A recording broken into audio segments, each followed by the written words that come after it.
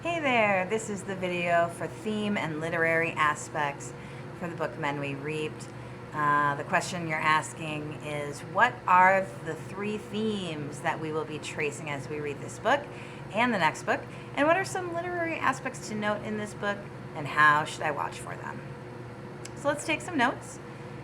First theme we're talking about is coming of age in the margins. Ward suggests that coming of age in the margins means learning not only who you are, but how to navigate systems that were never built for you. Ward and her loved ones grow up within systems of racial and economic constraint that shape and often limit the path to adulthood. The memoir complicates the traditional coming of age narrative. There's no clean arc from innocence to experience. Instead, growth happens alongside grief. Survival itself becomes a marker of adulthood. So Ward redefines coming of age. Normally when we think of coming of age, a growing up story, we focus on personal development, romantic milestones, gaining independence. In Ward's memoir, her coming of age and the coming of age of the men in the book are not just about these things. Instead, it's about learning the rules of an unequal system, understanding risk at a very young age, carrying communal history and generational trauma while trying to imagine a future for the individual, which is oftentimes conflicting. What to watch for as you're reading for this theme? First of all, watch for when childhood ends. How early do responsibility, danger, or economic pressure appear for the young people in the book?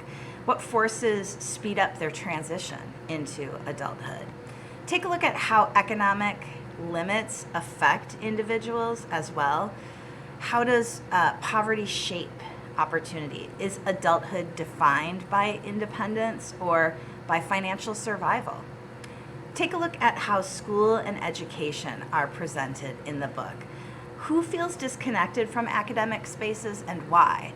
And what about Ward? How does Ward's educational success separate her from others? Watch for the differences between girls and boys as they're growing up into women and men. What does it mean to be a woman in this community? What does it mean to be a man? Who teaches those expectations? And is there any resistance to them by the young people?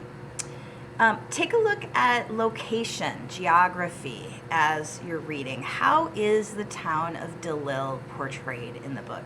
Is it protective? Is it limiting? Is it a place of love or danger? Is it both? And what does that suggest? How does Hurricane Katrina and all of the hurricanes that have come before intensify the feeling of fragility in this town? Watch for grief and how it plays a role in the characters as they're growing up. How does repeated death alter the idea of a future? Does survival itself become a part of adulthood? The second theme we're tracing is narrative as a quest for freedom and understanding. Narrative is storytelling, stories.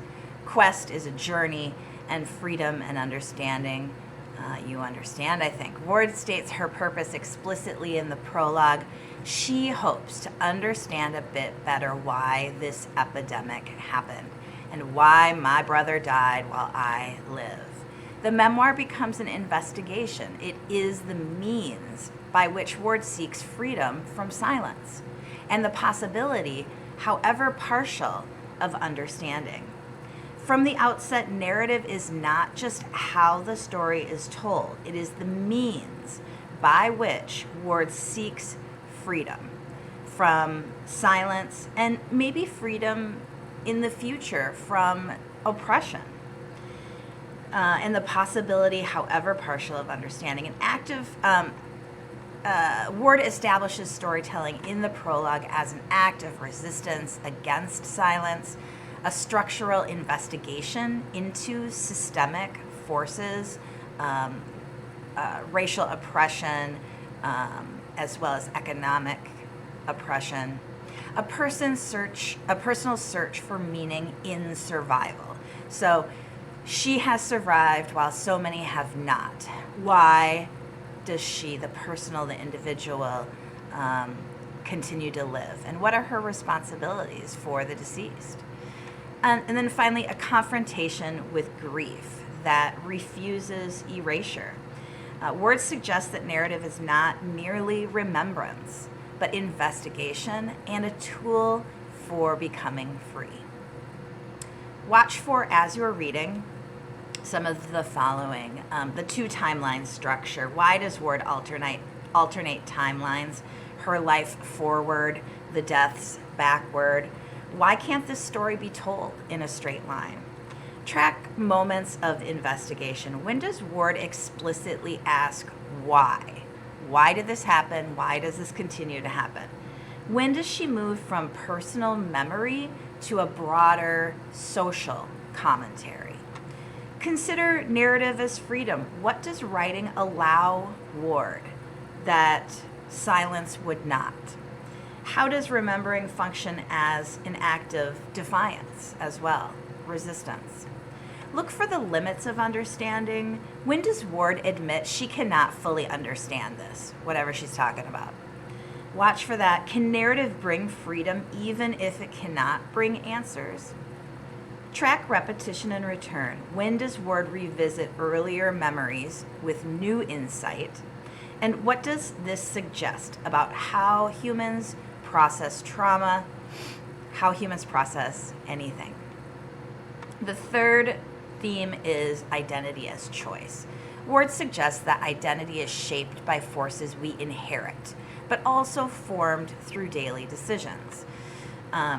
It's shaped by things we inherit, such as race, gender, poverty, and family history. But it's formed through daily decisions. We have choices in forming our identity by choosing whether to speak or remain silent, choosing whether to accept or resist a stereotype, choosing whether to accept or resist a legacy that's been passed on to us from the past, and then finally whether to tell the story or let it disappear. Ward is not arguing that choice erases structural oppression. Instead, she shows that even within constraint, the human impulse to define oneself remains powerful and complicated. So what to watch for as you are reading, when you're thinking about identity as choice?